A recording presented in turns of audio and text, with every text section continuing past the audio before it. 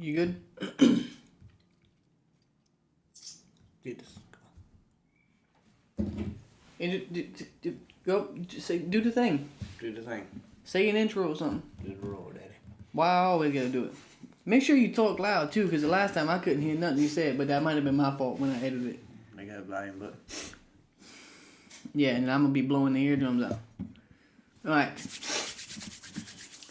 What's up? What's happening? I really do feel like an idiot every time. It never fails. No matter how many views we get. I swear. I feel. Yes. You know what you feel. Yeah.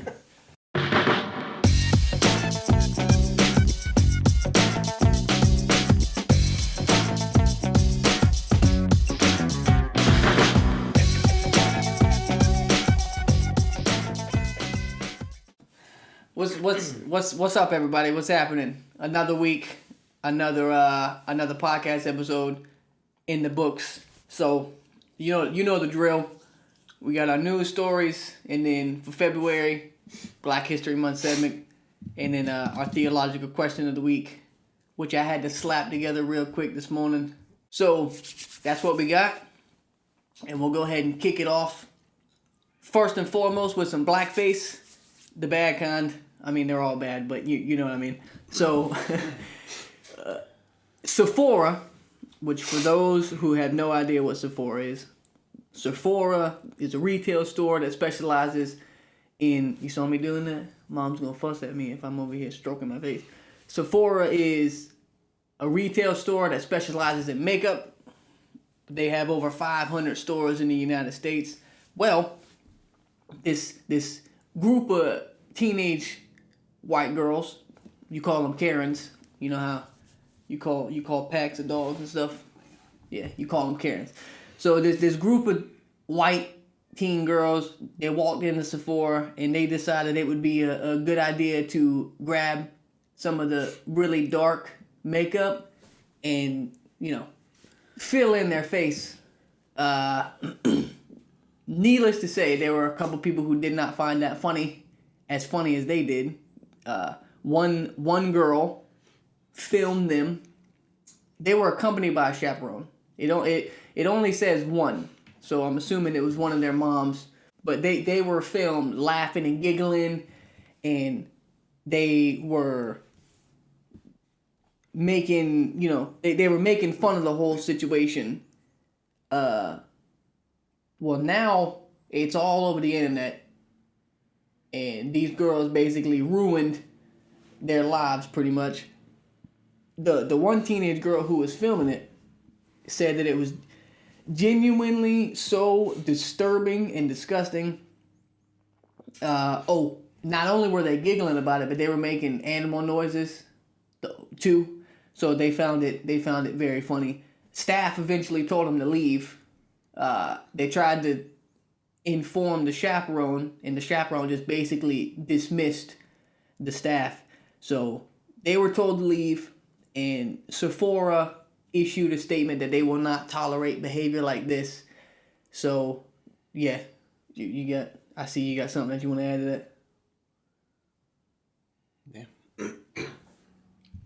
Got a little history. Well, this is what I was thinking. People get upset with blackface, right? And but you should know why you're getting upset because of blackface, not because somebody say blackface is wrong, and that's why you get upset. No, you know why it's wrong. Mm-hmm. Why when people do it, why does it upset you? Right. Instead of saying if somebody does it, you get upset, right? Mm-hmm. So you should know why you get upset. I mean, So I don't know if you knew this, but I researched some things. Did you know that the Jim Crow laws came out of blackface? Explain to you what I mean. During the 1830s and 40s, the white entertainer Thomas Dartmouth Rice, he lived from 1808 to 1860, performed a popular song and dance act supposedly modeled after slaves. He named the character Jim Crow. Rice darkened his face and acted like a buffoon and spoke with the exaggerated and distorted imitation of African American vernacular English.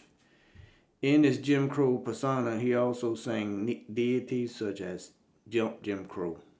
Rice was not the first white comic to perform blackface, but he was the most popular at his time during both the United States and England. As a result of Rice's success, Jim Crow became common stage persona for white comedians, blackface portrayals of African Americans. So, Jim Crow wasn't the man. It was a character made up out of a person performing blackface. I didn't know that. Okay. Yeah. People don't. Hey, you should know why you get upset with stuff, not just to get upset with stuff, right? After the American Civil War in 1861 and 1865, most southern states and later border states passed laws that denied black people basic human rights. It is not clear how a minstrel character named Jim Crow became kind of shorthand for the laws, customs, etiquette that segregated and demeaned African Americans primarily from 1870s to 1860s. The minstrel shows were white characters paint their face black, belittling black people. I learned about that in social studies. History. The character Jim Crow was performed by a man with blackface, and the laws of segregation came out through that. Minstrel shows were popular musician stage shows in 1830s to the early 1900s. The performers, their faces artificially blackened, played the roles of ignorant, lazy, joyous black people. Audience roared and laughed. Thomas Dartmouth Rice is known as the father of minstrelsy. Minstrel is I don't know if you knew that, but they put on shows, white performers blacken their face. When performing as minstrels, white performers used burnt cork and grease paint and shoe polish to darken their skins, and red or white makeup to exaggerate their lips. They also wore woolly wigs and rag clothes to imitate and ridicule African Americans. Jim Crow refers to the racial hierarchy that defined American life through a set of laws and practices which operated primarily but not exclusively in the southern and border states between 1877 and the mid-1960s. The hierarchy, with white people on top and black people at the bottom, was supported by millions of everyday objects and images. You know, the Jim Crow laws where black people couldn't drink out of the white people. Couldn't drink at the same fountain, same bathroom. During the Jim Crow period, there were separate hospitals for black people, white people, separate prisons, separate schools, separate churches, separate cemeteries, separate public restrooms, and separate public accommodations. In most instances, the black facilities were grossly inferior, older, smaller, less well kept, and less convenient, located in other cases. In other cases, there were no black facilities, no colored public restrooms, no public beach, no place to sit or eat. So, and then the white comedians would darken their face. They did it as humiliation towards black people. Like, to me, it's a caricature. It's okay to do this and do that to black people, but you gonna go on the stage and portray you as a black person. And this is my whole point is you should know why you don't like something, why something should be hated. Right? Now, not everybody that puts a black paint on their face or something don't necessarily mean that's blackface. Yeah, But Navy a lot of SEALs people do it. do it. Just if you're doing it for that, you should get called out. And not only called out, you should sit down with these people and ask them why they did it, where they learned it from, and all this, and explain to them why they shouldn't do this, and explain to them the history. And black people and young black people should know the history behind this to know why they don't like, why it's wrong. Yeah. Right. Well, to go back to what you said, not every person that has black face paint on. Navy SEALs do it.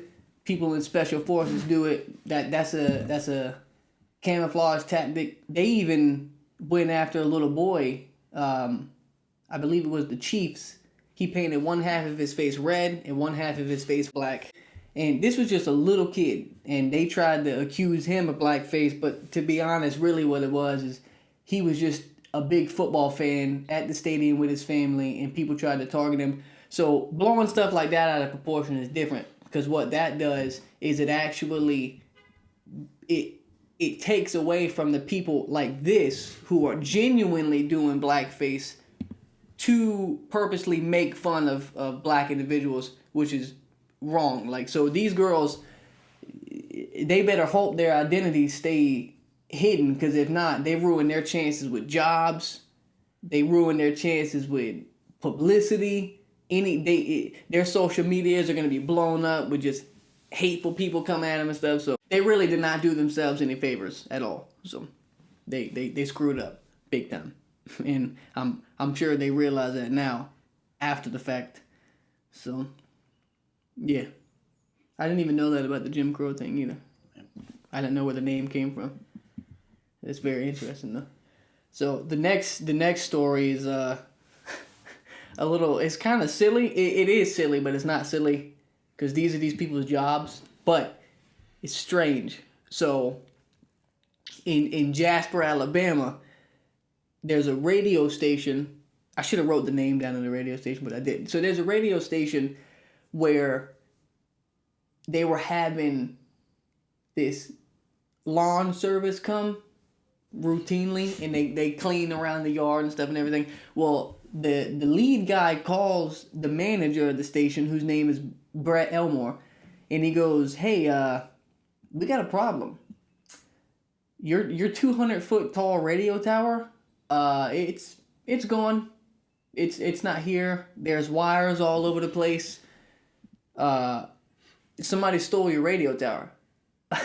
So obviously this dude, Brett Elmore, he's like, what do you mean? Inflation getting bad. Yeah. Inflation's crazy when they start taking radio towers, but apparently they not only took the radio tower, but they like cleaned out the station. And the station wasn't insured, so they estimated that the cost is going to be like $60,000 to get back on air. And at the time that I was writing this, they only had like a couple $100 in funds. Yeah, maybe a couple thousand at this point, but $60,000. No evidence. There's no suspects as of this time. And the aliens. Well, the dude Brett Elmore, the general manager, he says that this can't just be people off the street. Like, Jimmy Two Shoes down the street just came over and like nabbed the radio tower. He said it seems like a professional hit. I don't know exactly what he means by professional hit. If like another radio station's like, hey, we're gonna get these guys, we're gonna get them going. When was the last time this radio tower was noticed and went missing? Well, in a day. The cleaning crew went there on a Friday, so I'm assuming that the radio tower was there the day before. It had to be there because it was on the radio. Yeah. Station. Yeah. The day before. So that means somebody went, cut all the wires that held the radio tower up, took it down piece by piece, broke into the building, stole all the equipment, and dipped without being caught or leaving any evidence behind. check to see if any airplanes had a tower hooked on the back of them. Alabama is drove by and got caught on it, ripped it up. Yes, the old airplane snatch routine, huh? They're the aliens. Throw the Alabama's not close. Alabama's not too far away from Miami. Somebody took that down. They sure worked hard and fast. Maybe it was the 8-10 foot tall Miami men dressed in heels came over there and took it down. I don't know. It's strange though because it doesn't make any sense. 200 feet is tall.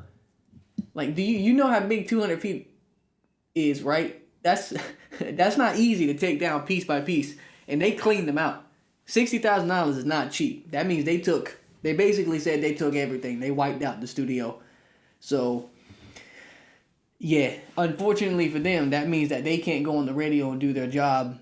But the dedication that it takes to steal a 200-foot tall tower, like let alone break in and steal all their equipment, a whole radio tower, that's crazy. That's nuts. The old airplane snatch routine, huh? Well, dangle a little hook down and snatch it on up. Aliens took it. What would aliens need a radio tower for? Now the only people I know that take something down that fast, that'd be a couple Mexican fellas. I mean, no, they could a couple Hispanic guys. In 3 days. I mean, you right. You right. How about y'all fellas going over there? Hey, we got a job for y'all. Radio tower for me. You don't ask no questions. We'll give y'all a lot of pesos. You know what I mean? What would aliens need a radio tower for? Start a podcast? International Galactic Podcast. I'd listen, dude. Aliens probably took that tower and they've been listening to every radio station. They're like, this radio station sucks. Let's get this off here. Yeah. Scanning them out. So yeah, as of right now, there's no suspects, no lead up, but I'm sure we'll hear something about it soon or not. Like maybe literally there's no care about these people at all, but who knows? The next story is not too far away from here. It's North Carolina, the old neighbors upstate. So there's a stingray at a North Carolina aquarium that on the 12th found to be pregnant. However, here's where it gets a little strange, okay? It's the only female stingray in the enclosure, like in the tank, and there are no other stingrays. So, they thought that the stingray had cancer, because obviously it's getting a little chunky, right? Starting to get a little lumpy, so they're like, all right, we need to take our girl down here and get her checked out. No cancer. Cancer-free, but your girl is pregnant. So, Brenda Ramir is the founder and executive director of Team Echo, or ECCO, in downtown Hendersonville, said that there are only two possibilities for this, okay? Number one is something called parthenogenesis, which is where eggs can develop without being fertilized, and they basically grow into clones of the mom. Sometimes they see that in sharks. It's very rare, though. It's very rare in sharks. Even more rare in stingrays. So that's option number one. Number two, the female stingray got pregnant by one of two male sharks that they also keep in the tank, named Larry and Moe. So it's a good thing it's not curly, because you wouldn't want a curly baby, I'm assuming. Larry, Moe, and Curly. Yeah, Larry, Moe, and oh look, we got this chick pregnant. So with Curly. There is no Curly. Curly was left behind at the other. So Curly the one got him pregnant. He done gone. He dipped. They noticed that the stingray had bites on her. The baby come out going woo woo woo. Yeah. No, that's Curly. Doing flips and stuff. They noticed that the stingray, the female stingray who's pregnant, she had like bites on her. But they saw like little fish nipping at her, so they took the fish out. kept the sharks in there. They never saw the sharks biting. But when sharks are trying to mate, they do bite their partners. And they found like bite marks on the stingray. So either it's the fish or it's the sharks. Though, You know, the sharks is looking at each other, talking about, boy, you see that stingray out there, boy? yeah, it's been a while, man. We've been here for a while.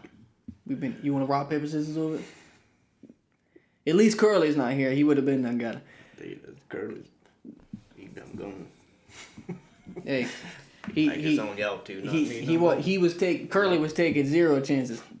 So both situations are crazy, because either it's gonna be a partho birth, which is basically no fertilization. It's a carbon copy of the mom, which is incredibly rare. They said it only happens on a rare of the rarest moons, is how they phrased it. So it's not something that is common at all. So either it's going to be a miraculous birth like that, or you're going to have some sort of shark stingray hybrid. Though shark and stingrays are kind of a part of the same family, I guess you would say. Stingrays are not too far off when it comes to relations to sharks. But like breeding with those two are not something that is supposed to happen. So DNA test will result that after they get the DNA test, after she has the babies. So she'll have the babies, they'll take some samples, and we'll figure it out. But it's going to be one of the two. Either way, both are crazy. Half shark, half stingray, or a miraculous birth with no fertilization. It's all right. As long as they don't come out with a human head, they'll be all right. Oh, man. Somebody's getting fired. A human-headed stingray, baby. Somebody is getting fired, dude. You think they got to pay child support? Some of them people been working too late. Yeah, one of the janitors. You realize one of the janitors hasn't been there in 3 months, and he's starting to get a little, yeah. Man, dude, how would you even? I don't know. Look, I've heard worse. I'm not gonna lie. People making love to animals. Sorry, I've heard my fair share. All right, so away from the half human stingray hybrid, or possibly shark, or neither of the two, going into the Black History segment. So I thought about this because I'm like, this is the part I thought about. I remembered this certain individual getting upset because our Black History individual did something that caused them to be upset. And I'm like, who was that? So I looked it up and I figured it out. So we're going to talk about your boy, Jesse Owens. Anybody who doesn't know what Jesse Owens is, he was an Olympic gold medalist. And we'll get into exactly what I mean by he made this one person upset, which is really funny. So Jesse Owens was born on September 12th, 1913, in Oakville, Alabama. Oh, another Alabama story. He was the youngest of 10 kids. That's a lot of kids. That's a lot of children. He attended Ohio State University, where he won a record of 8 individual NCAA championships.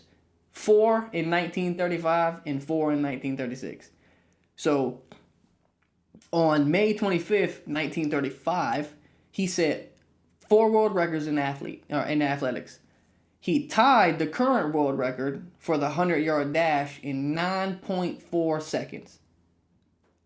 He set another record for the long jump, 26 feet, 8 1/4 inches. That's a long jump, dude. Literally. That is crazy. Set another record in the 220-yard sprint at 20.3 seconds. Then his final record he set was 220-yard low hurdles at 22.6, becoming the first to break the 23-second record.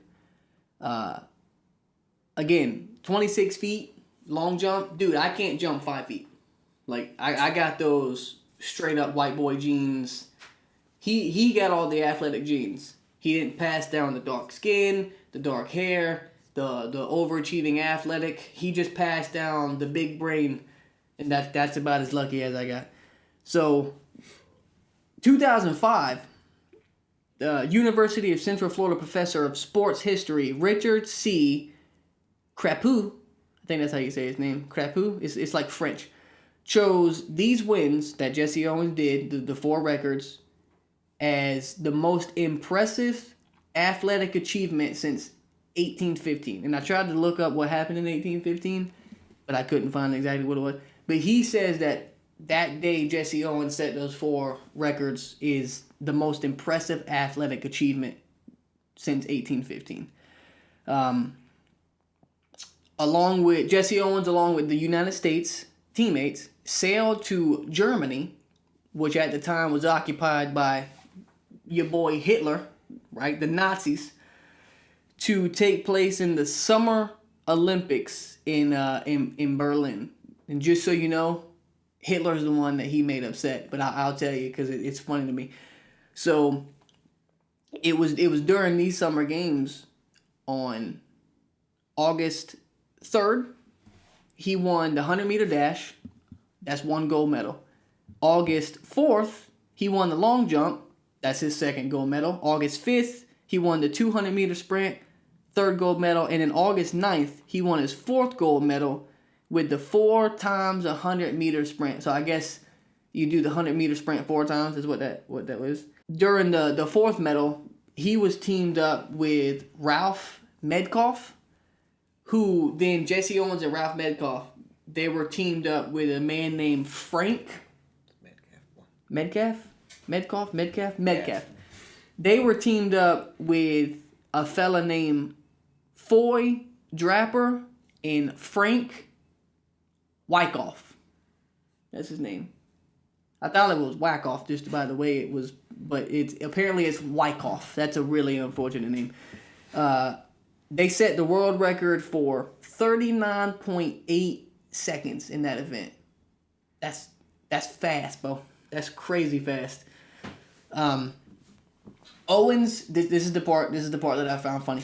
Owens' success in the games caused consternation for Hitler, which basically caused like a lot of anxiety and frustration, who used the games to show the world that Nazi Germany was in its resurgence. It was coming back to life, right? He hoped that the German athletes would absolutely destroy and demolish the games. The Nazi administrator Albert Speer wrote that Hitler was, quote, highly annoyed by the series of triumphs by the marvelous colored American runner Jesse Owens. People whose antecedents came from the jungle were primitive. Hitler said with a shrug, their physiques were stronger than those of civilized whites and hence should be excluded from future games. So Hitler was so upset that Jesse Owens made his German his German athletes look like doo-doo water, that he basically said, yeah, with their primitive genes and their stronger build, they shouldn't even compete with us civilized white people.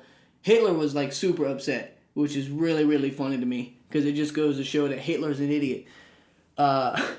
So after the games ended, Owens came back to the U.S. He was supposed to go with his teammates somewhere else, but he decided, you know what? I'm going to take this opportunity while I'm worldwide famous right now to go back to the U.S. and make some money. Well, unfortunately, he came back to, of course, racist America, where the U.S. athletic officials withdrew his amateur status. Basically, that stripped him of his ability to work as an athlete. So he had to be gas station attendants, playground janitors, and at one point he was a manager of a dry cleaning firm. At times, he had to race against cars, motorbikes, trucks, and even horses. And Owens was quoted by saying, quote, "People say it's degrading for an Olympic champion to run against a horse, but what am I supposed to do? I have 4 gold medals, but you can't eat 4 gold medals," end quote, right? So even after all his success, he had to come back to the nonsense of racist white people at the time, and even after that, even after standing up and showing that black individuals are just as capable as anybody else in the face of Hitler, he had to come back to this nonsense. But after a rough couple of years and some racially charged setbacks, Owens, he still found opportunity to go out and travel throughout the world to teach or to coach or to tell a story to people. And towards the end of his life, so you're looking at a December of 1979, he was hospitalized on and off for an extremely aggressive and drug-resistant type of lung cancer, which was a result because he smoked a lot. He was a pack-a-day type of guy. He passed away March 31st, 1980, with his wife, Minnie Ruth Solomon, and his family by his side. He's buried next to the Lake of Memories at Oakwood Cemetery in Chicago, near where his children and family still live now. So that's a little rundown of Jesse Owens. The Hitler thing is so funny to me because there's a picture of him standing up on first place and he's saluting the flag. Even after he lived in America and dealt with all the nonsense, he still went there to represent America where he lived, where he had hope for the future, saluted our flag. Meanwhile, the Nazis that were around him were hailing Hitler and stuff. He basically spit in the face of Hitler and spit in the face of racism at that time to prove that African Americans are just as worthy and just as important to be included in these games as everybody else. And that to me is awesome. And it's funny that Hitler's an idiot. And this basically proves the point of how dumb Hitler and his ideas were. It's just, I mean, this guy's great. He's really good. He lived for a long time too, 1913 to 1980. He was alive when you were, after you were born. 1980, that's not that long ago. Actually, I didn't, like, my brain didn't register that. But yeah, that's our Black History individual of the month right there, Jesse Owens. Any insight? I heard about Jesse Owens ever since I was a kid. Well, he was alive when you were. We didn't make him race, not make him, but had him race cars and stuff like that. So cars and horses and all that would beat him. To humiliate, say, well, you think you're fast, but you ain't fast. So no, they couldn't find a white person that could run faster than him, so they try to humiliate him. So put him up against trains and say, well, see, he ain't that fast. Well, that's basically because he says, what is he supposed to do? Because in order for him to say, what am I supposed to do? He probably felt like it was wrong. That's the whole reason they were doing that. Well, he definitely felt like it was wrong, but at that time, he felt like it was his only means to make money because he would do that basically for a show, but at least he would be able to get some money out of it to live. But yeah, no, it's pretty rough. But even despite all that, the struggles and stuff he had to go through, his legacy still lives nowadays as a great inspiration to people.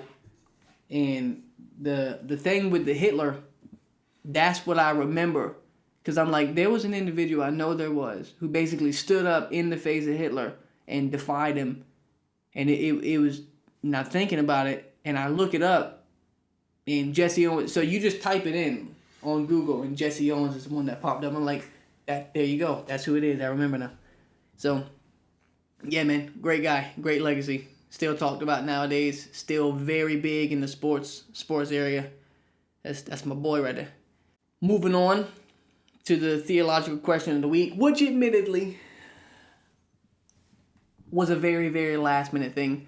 This week has been busy. I told my wife, like, hey, we might just have to skip the theological question. Like, I don't got time. And she about had a meltdown. She's like, no, you got to. I like to listen to it. It's one of my favorite parts. It makes me smarter. I'm like, okay, all right. So I whipped it together. It's better than I thought it was gonna be, honestly. But we'll see how I do. We'll see how the deliverance of it is. So the theological question of the week is, how did Noah?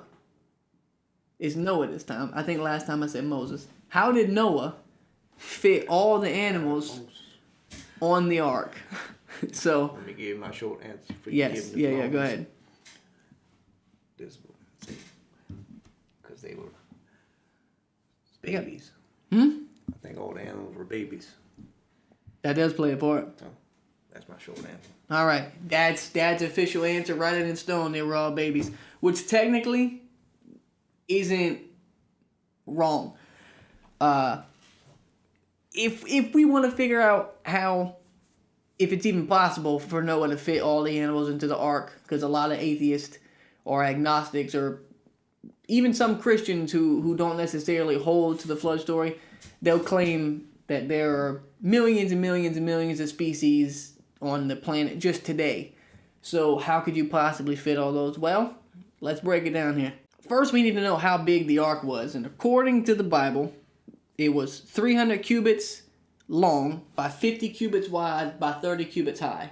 In plain English, that's around 450 feet long, 75 feet wide, 45 feet high. We've actually been to the Ark Encounter in Kentucky. Highly recommend anybody who goes up to Kentucky. It's so cool. You don't really know how big it is until you're standing underneath it. I've been twice. It's awesome. So I just a side note. Now the measurements I just said, that's about a 1.54 million cubic feet. You want my short answer? They were babies. That's good. Spent a lot of time on that, eh? A lot of research. All right. So 1.4 or 1.54 million cubic feet, and there were three levels. So that's a lot. How many animals could you fit in that area? Well, it's important to know how many animals were actually on the ark before you can figure out how many animals you can fit. What does it say in regards to how many animals were there? First of all, you wouldn't need every animal that's present on the earth. For instance, you wouldn't need anything that lives in the ocean, because in a flood, well, they're good. They don't need a boat. And you wouldn't need things like bugs or germs and stuff like that, because more than likely they're already going to be on the animals that are there. And anything that floats to the top, like patches of grass or these little, I don't know if you ever seen them, but in the river, there are these bits of land that kind of break off and just float down the river. They can hang out on those. But like bugs and stuff wouldn't take up that much space anyway. But you definitely wouldn't need ocean-dwelling creatures. So what you would need is animals according to their kinds. Now, what do you mean by kinds? It's basically animals that can come from one common ancestor and break off into a multitude of different breeds. So it's not that they're breaking off like you're going from a dog and then it turns into a cat. No. Like, you take one common ancestor and it can break off from that ancestor into dogs and wolves and coyotes and dingoes. Those are all a part of the same kind, right? Just like lions and tigers and house cats and all that, they're all a part of their kind. So all you would need is the one specific kind of animal. There's a book called Noah's Ark, a feasibility study by John Woodmorappe, something like that. I think it's French. A lot of French names.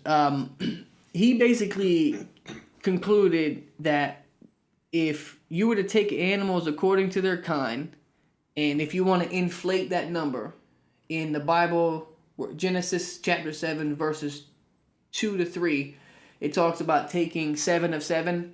So it's either you take 7 males and 7 females, or you take 7 pairs. Let's just say, for the sake of argument, it's 7 pairs. So you take all the kinds, and you take 7 pairs of the animals, and clean animals, and then 2 of unclean animals. He concluded that you would end up with around 16,000 kinds that you could get all the animals we have nowadays from. So considering that the average animal is only about 100 grams or 0.022 pounds, with about 11% of those animals being bigger than a sheep, and you wouldn't, like he said, you wouldn't need to take full-grown animals. Most of these could be babies. You factor in food and water and how much space that would take. He concludes that's about 21 to 27% of available room would be needed for that.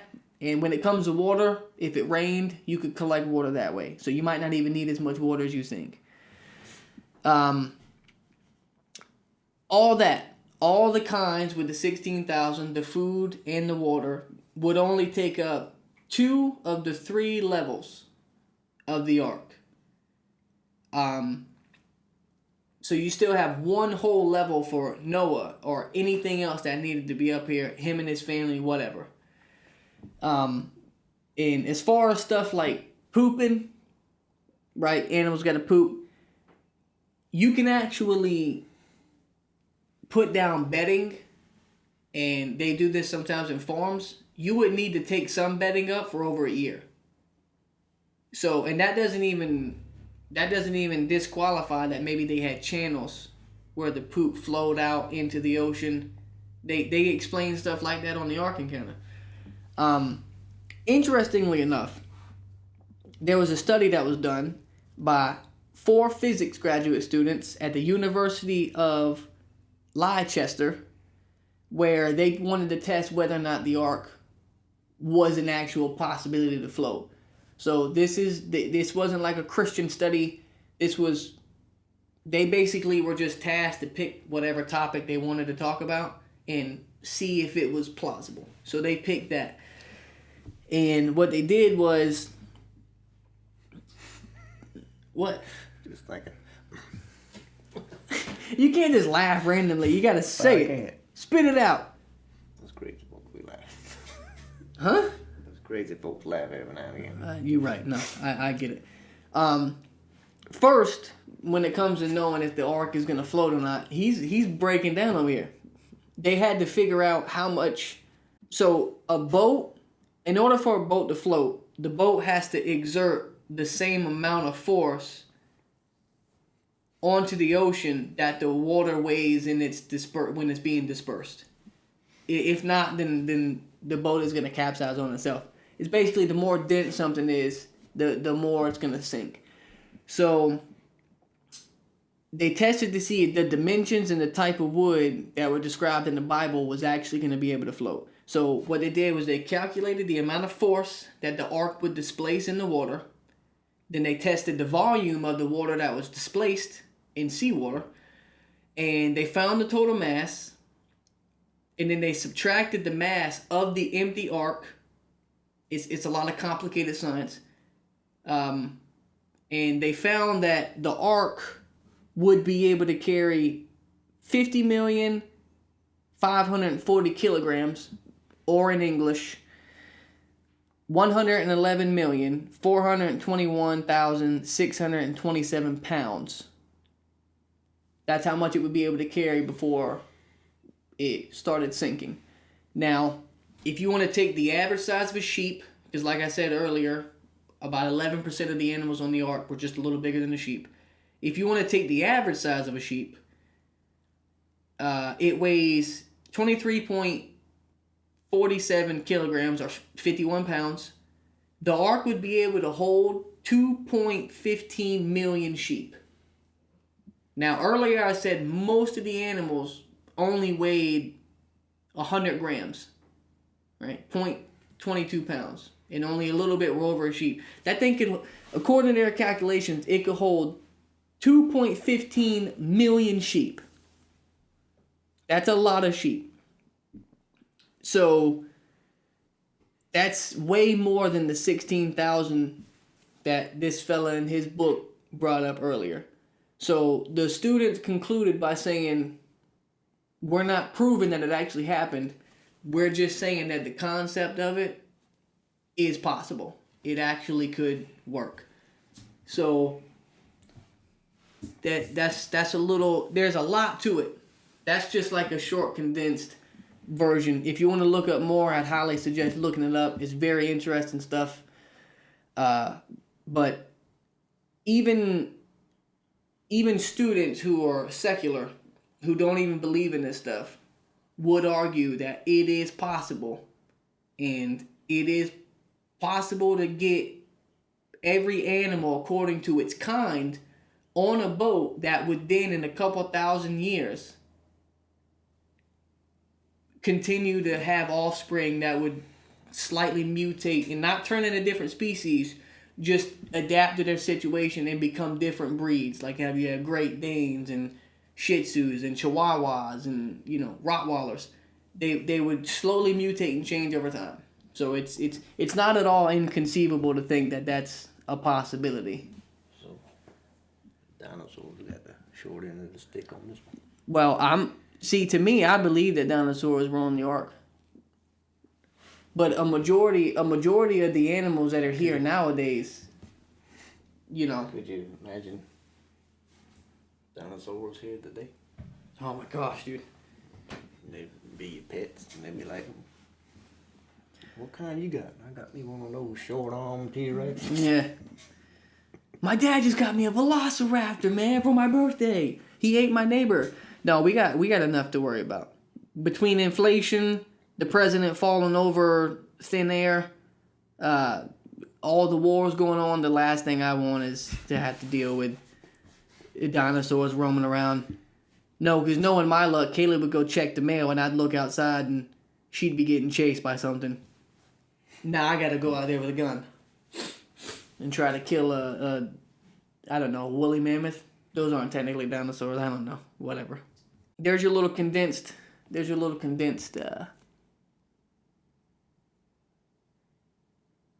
We are corny, aren't we?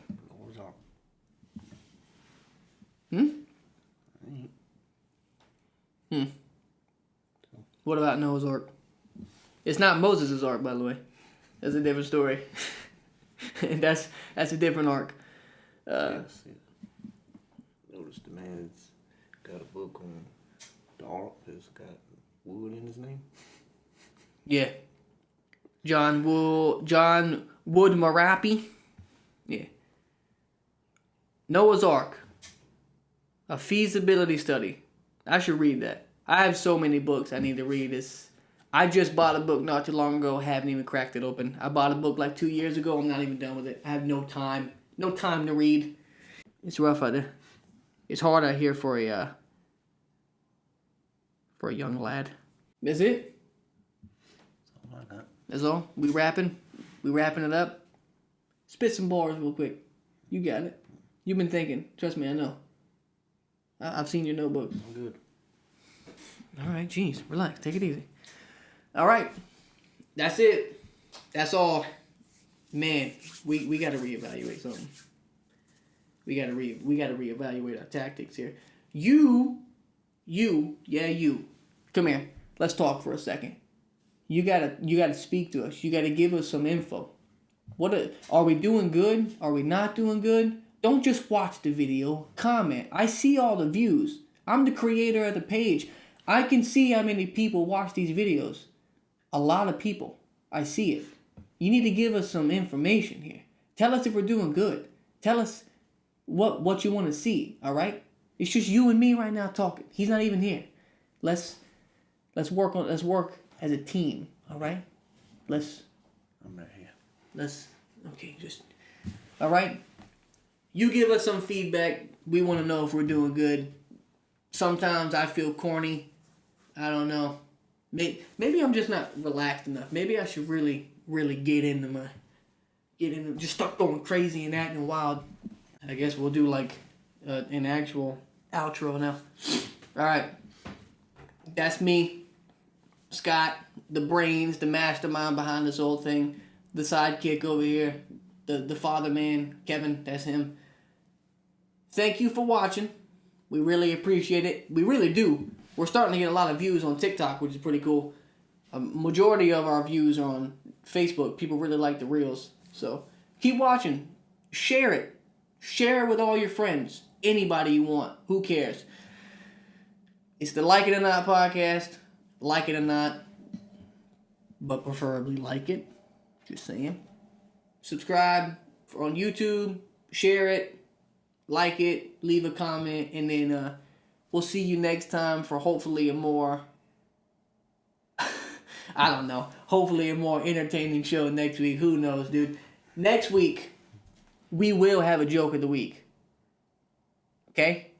That's my promise. That means my wife has to commit. Alright? You're here as a witness. She will do the joke of the week. Kaylee, I know you're watching. You will do a joke of the week. Everybody be prepared. Everybody shoot a comment that says joke of the week. Alright? So... Stay tuned. You don't know who might show up. Yeah. We might have...